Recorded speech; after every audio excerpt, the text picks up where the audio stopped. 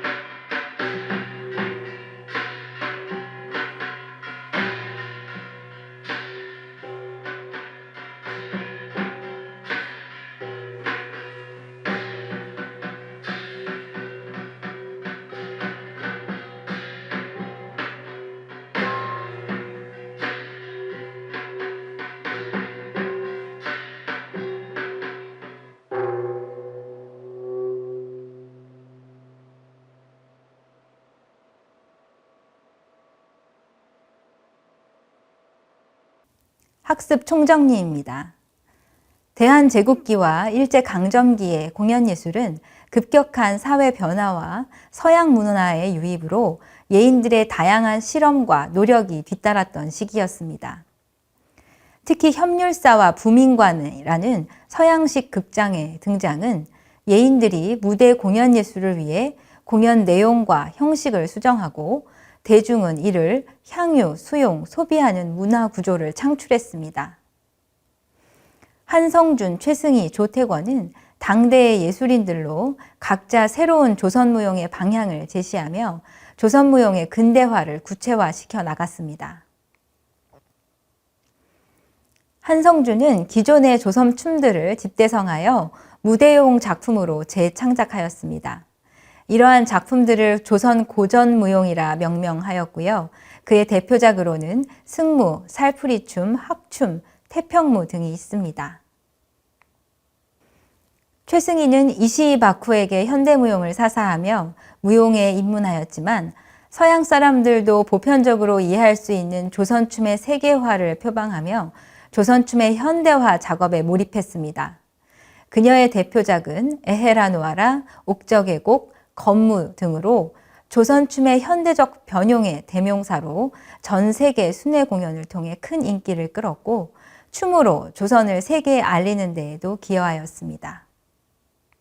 조태권은 1920년 러시아 한인, 고려인 박세면에게 고팍춤을 사사하며 춤에 입문하였고요. 1927년 이시이바쿠 문화에서 현대무용을 수학하였습니다. 그는 조선춤의 영감을 받아 무대예술로 새롭게 창조한 승무의 인상으로 주목을 받았습니다. 이후로 조선춤을 발레 형식으로 표현한 무용극 그랜드 발레 학 부여 회상곡을 창작하였습니다. 조태권은 가장 한국적인 것이 가장 세계적인 것일 수 있다는 글로컬리즘의 바탕을 둔 세계화적 시각으로 조선무용을 재인식하고 시대적 정서와 한국의 원형을 찾는 실험 정신을 통해 근대 한국무용의 터전을 마련한 매우 중요한 인물입니다. 한성준, 최승희, 조태권은 각기 방향성은 다르지만 조선춤의 무대화와 현대화로 조선춤을 무대 예술화하는 데 기여하였습니다.